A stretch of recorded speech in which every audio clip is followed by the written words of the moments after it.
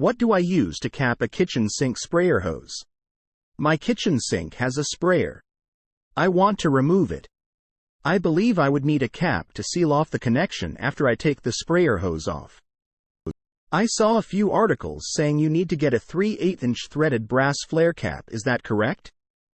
I want to go to a home supply store to get whatever cap I would need, but not sure what to ask them for. Question from user 3203425 at Stack Exchange. Answer.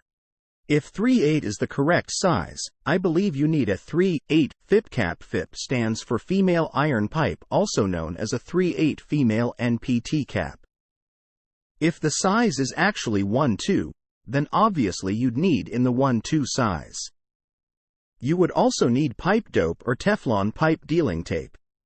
The dope comes in a smaller size in a tube or larger size in a jar. IP does not mean you'd get it in iron or steel. You'd probably get it in brass. Answer from user Jim Stewart at Stack Exchange.